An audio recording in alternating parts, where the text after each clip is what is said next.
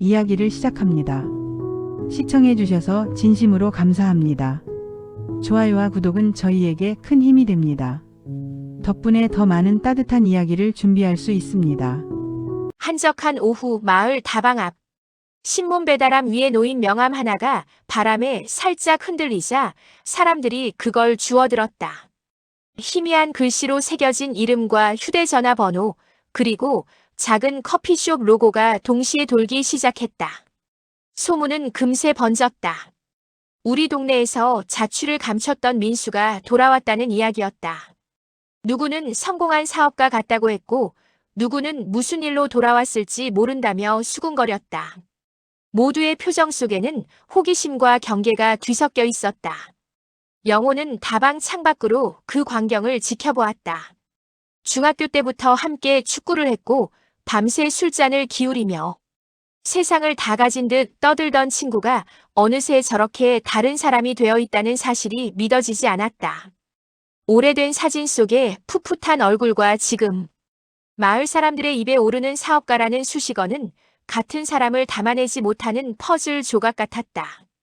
그는 천천히 자리에서 일어나 다방을 나섰다.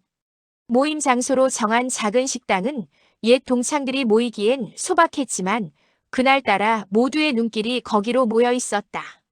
문을 열자 민수는 이미 와 있었다. 세련된 수트에 손에는 묵직한 서류 봉투 하나를 들고 있었다.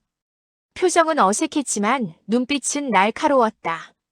웃음소리가 오르내리는 사이에도 그가 던지는 말은 여느 때와 달랐다. 오랜만이다, 영호. 두 사람의 포옹은 짧았고 그 안에는 어색함과 확인하려는 긴장이 섞여 있었다. 나머지 옛 친구들은 반갑다며 술잔을 부딪혔지만 민수의 목소리는 가끔씩 떨리고 그의 손은 자꾸만 봉투를 만졌다. 그가 자리를 잡자마자 모두의 표정에는 묘한 공기가 감돌았다. 대화는 처음엔 어제 일처럼 가벼웠다. 학교에서의 장난, 첫사랑의 이야기, 서로의 아이들 소식까지 오갔다. 그러나 민수는 중간중간 말을 끊고 깊게 숨을 쉬었다.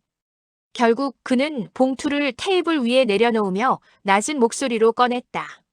나 좀 도와줄 일이 있어. 그 말은 소리 자체는 간단했지만 방에 있던 모든 사람들의 시선을 한순간에 흡수했다. 봉투의 모서리가 살짝 보였고 누군가는 속으로 그 안에 돈이 들어있을 거라 짐작했다. 영호는 웃음으로 분위기를 풀려 했지만 마음 한구석은 묘하게 긴장되었다.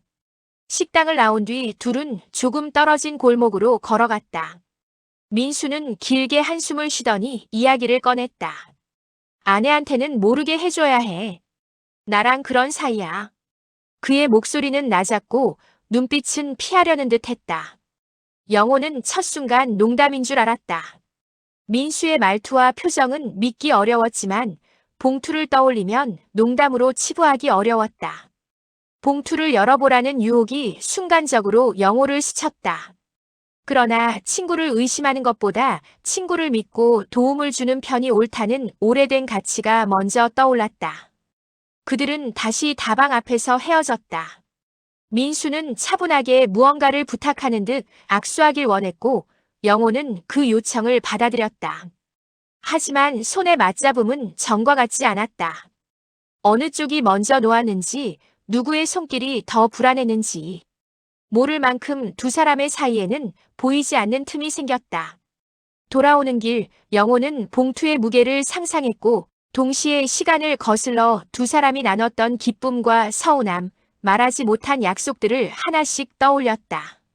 마치 오래된 사진첩을 넘기듯 과거의 장면들이 현재와 겹치며 그를 더욱 복잡하게 만들었다. 집에 도착한 영호는 아내에게 평소처럼 웃으며 인사를 건넸다. 그러나 그녀의 눈빛은 예민했다. 며칠 전부터 동네에 돌아온 사람들에 대한 이야기로 그녀의 호기심도 자극돼 있었고 남편이 무심코 보내는 몇 마디에 이미 불편함을 느끼고 있었다. 영호는 대수롭지 않게 상황을 넘기려 했지만 속에서는 점점 더 큰 갈등이 자라나고 있었다. 친구를 돕는 것이 과연 옳은 일인가? 혹시 자신도 모르게 큰 문제에 휘말리는 것은 아닌가? 그 질문은 그의 잠을 조금씩 갉아먹었다. 다음 날 아침 마을 길목에는 민수의 소문이 더 퍼져 있었다. 누군가는 봉투를 받고 누군가는 그가 어디서 왔는지 어떤 사업을 하는지에 대해 다양한 이야기를 덧붙였다. 그 소문은 작은 불씨처럼 퍼져나가 조용하던 동네의 일상에 미묘한 긴장감을 불어넣었다. 영호는 자신이 내린 선택의 무게를 알지 못한 채 끌려 들어가는 기분이었다. 민수의 귀환은 단순한 동창의 방문이 아니었다. 그것은 오래된 우정의 균열을 재촉하는 첫 번째 손길이었다. 민수의 제안은 단순한 부탁이 아니었다. 낮게 내려앉은 목소리로 그는 조건을 하나하나 늘어놓았다. 일단 비밀로 해줘. 아내한테는 절대 말하지 말고 내가 정한 시간에만 만나는 걸로. 내가 필요할 때는 나도 도울게. 봉투 속 현금 액수는 듣는 이를 잠시 말문이 막히게 만들 정도로 컸다. 영호는 처음엔 장난으로 넘기려 했지만 민수의 눈빛과 손끝에 배어있는 긴장감은 농담이 아님을 알려주었다. 영호는 그날 저녁 집에 돌아와 봉투의 존재를 상상하며 망설였다. 아이들 학비, 집 수리비, 느릿한 월급에 지친 생활이 그의 결정을 부추겼다. 하지만 동시에 양심의 목소리가 작게 울렸다. 남의 가정을 흔드는 일에 너를 끌어들이는구나. 그는 오래된 우정의 이름으로 그 목소리를 눌렀다. 결국 다음 날 민수와의 재회 약속을 받아들였다. 장소는 시골 길가의 작은 찻집, 사람이 없는 시간대를 택했다. 첫 만남은 어색했지만 곧 실무적인 논의로 바뀌었다. 민수는 만남 스케줄, 연락 방식, 그리고 만남이 발각되면 어떻게 할지에 대한 대응까지 세세히 준비해왔다. 휴대폰은 나중에 지워. 기록 남기면 안 돼. 그의 말은 차갑고 계산적이었다. 영호는 그 지시들을 메모하듯 되뇌었지만 머릿속에는 아내의 얼굴과 아이들의 웃음이 번갈아 떠올랐다.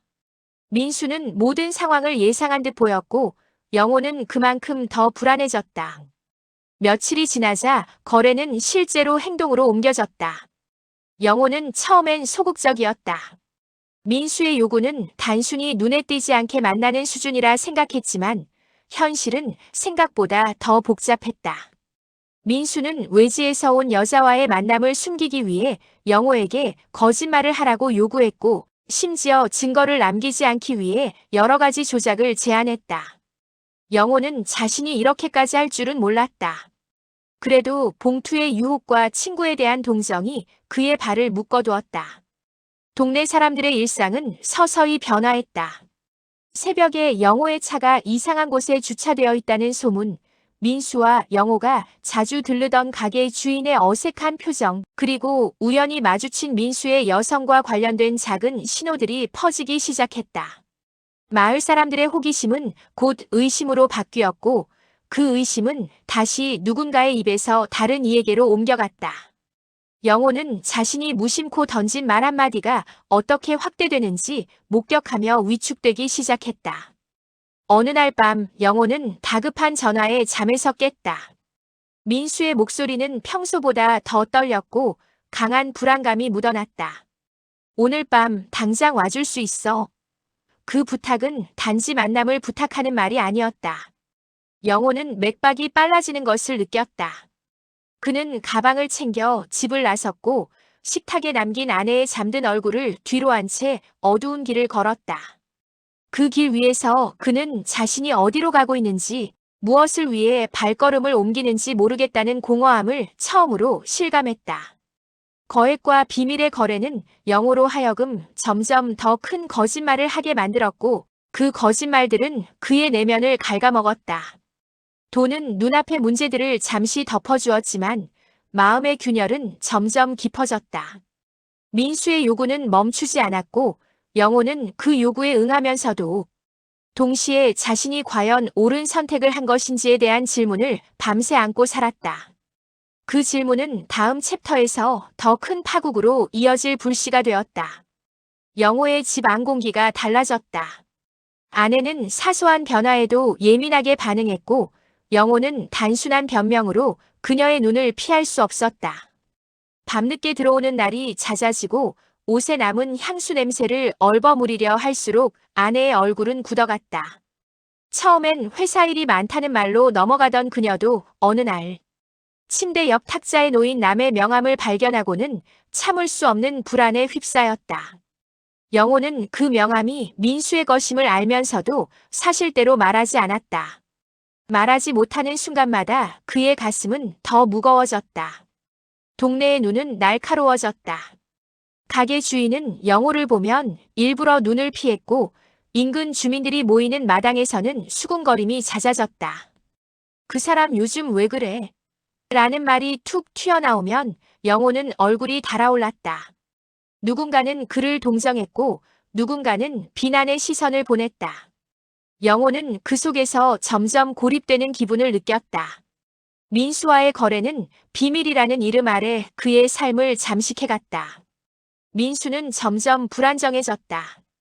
그의 말과 행동 사이에 어긋남이 눈에 띄었고 영호는 그 어긋남이 커지는 것을 목격했다. 가끔 민수는 전화 한 통 없이 며칠씩 잠적했다가 돌아와선 아무 일 없었다는 듯 행동했지만 영호는 그 표면 아래 더 깊은 균열이 있음을 느꼈다. 민수의 핑계는 점점 설득력을 잃었고 그의 감정은 들쭉날쭉했다. 영호는 친구를 믿고자 했지만 불안한 증거들이 그의 신뢰를 갉아먹었다. 어느 오후 영호는 우연히 민수의 차를 따라가게 되었다. 멀리서 보이는 실루엣은 민수가 아닌 다른 여성과 함께 있었고 두 사람의 모습은 애틋하면서도 은밀했다. 영호의 심장은 요동쳤다. 눈앞의 광경은 그가 그동안 상상으로만 꾸며왔던 의심을 현실로 바꾸어 놓았다. 그는 숨을 죽인 채 그들을 지켜봤고 사진 한 장 찍을까 하는 충동이 일었으나 결국 손을 내리지 못했다. 사진을 찍는 순간 모든 것이 무너질 게 분명하다는 예감이 있었다.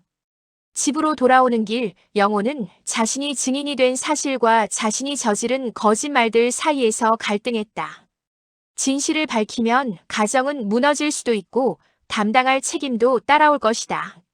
반대로 묻어두면 스스로 배신자가 된 기분을 떨칠 수 없었다. 영호는 그제야 친구가 단순한 실수 이상의 것을 숨기고 있음을 깨닫기 시작했다. 작은 거짓말들이 쌓여 관계에 금이 가는 순간들이 이어졌다. 영호는 아내에게 또 다른 거짓말을 하고 아이들 앞에서 자연스러운 웃음을 짓지 못했다. 이웃들은 그의 변화를 눈치채고 대화의 톤을 낮췄다. 마을 사람들 사이에선 그의 행동을 두고 여러 가지 해석이 돌았다. 어떤 이는 그를 보호해야 한다고 말했고 어떤 이는 그를 규탄해야 한다고 주장했다. 그렇게 사람들 사이에 파편화된 시선들이 영호의 생활을 압박해왔다. 그 와중에 영호는 민수의 과거를 더듬기 시작했다. 두 사람의 청소년 시절 숨겼던 비밀들, 빚이나 잘못된 선택들이 당시의 우정으로 어떻게 연결되어 있는지를 떠올렸다. 과거의 작은 약속들이 현재의 굴곡으로 이어졌다는 생각에 그의 마음은 더 무거워졌다.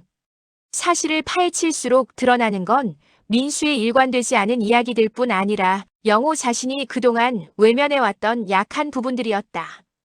그 약함들이 이제는 모든 것을 무너뜨릴 수 있는 균열로 번지고 있었다. 밤이 깊어갈수록 영호의 양심은 더 크게 소리쳤다. 그는 결정을 내려야만 했다.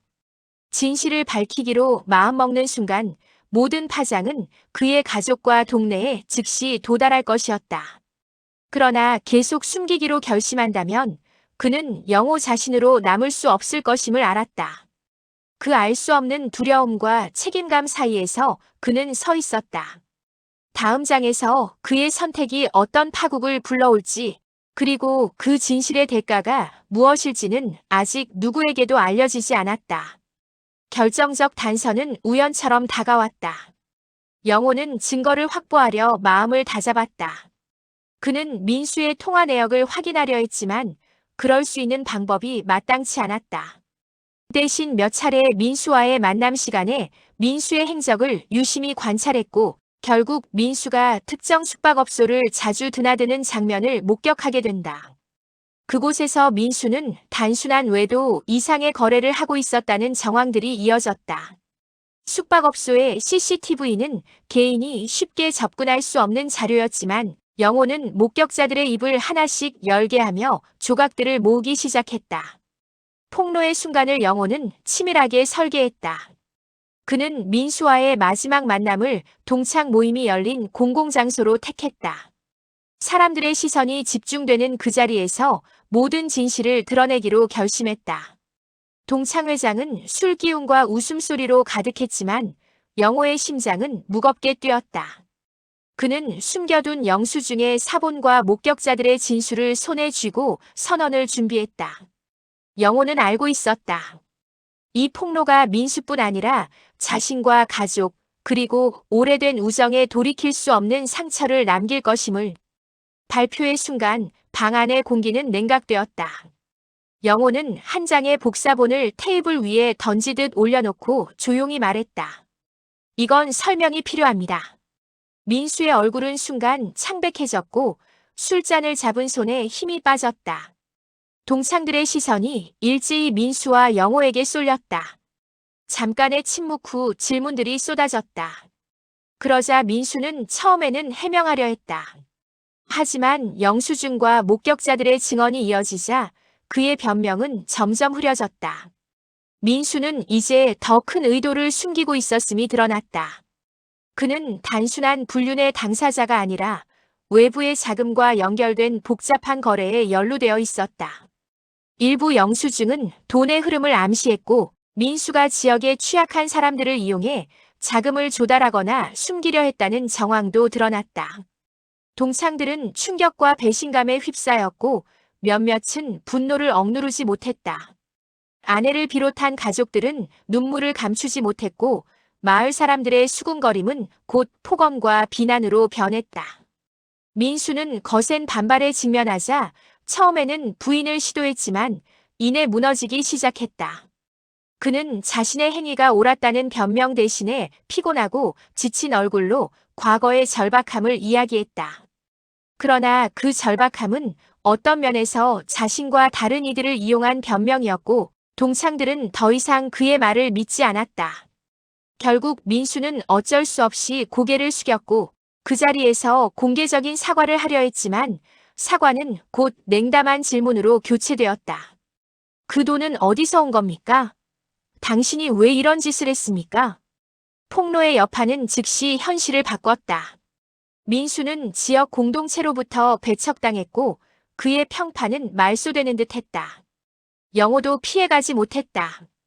그가 폭로의 주도자라는 사실이 알려지자 일부 사람들은 그를 영웅처럼 보았지만 다른 이들은 배신자로 규정했다. 특히 민수의 가족과 일부 동창들은 영호의 공개 방식이 잔인하다고 비판했다. 가정이 무너지는 장면을 공개적으로 연출한 것은 과연 최선이었느냐는 물음이 제기되었고 영호는 그 질문 앞에서 자신이 내린 선택을 또다시 되짚어야 했다. 민수는 사회적 신뢰를 잃고 급격히 몰락하기 시작했다. 돈은 남아있었을지 모르지만 사람들의 신뢰와 지위는 사라져갔다. 그는 조용히 물러나려 했지만 마을의 시선은 그를 용서하지 않았다. 일부는 법적 조치를 요구했고 누군가는 복수를 다짐했다. 민수는 자신이 시작한 일들의 크기를 이제서야 체감하며 공포에 떨었다. 영호는 그 모습을 보며 쓸쓸함을 느꼈다. 자신이 진실을 드러냈지만 그 진실이 가져온 파괴를 막을 순 없었다. 동창회가 끝난 뒤 마을은 이전과는 다른 분위기로 물들었다. 사람들은 더 조심스러워졌고 관계의 온도는 식었다. 영호의 가정은 더 큰 상처를 입었고 민수의 가족은 외로움과 수치심 속에 남았다. 폭로는 진실을 드러냈지만 동시에 회복하기 어려운 균열을 만들었다. 그 균열의 한가운데에서 영호는 자신이 무엇을 잃었는지, 무엇을 지켜냈는지를 가늠할 수 없었다. 앞으로 이어질 법적 사회적 후폭풍과 두 사람의 관계 회복 가능성은 아직도 불투명했다.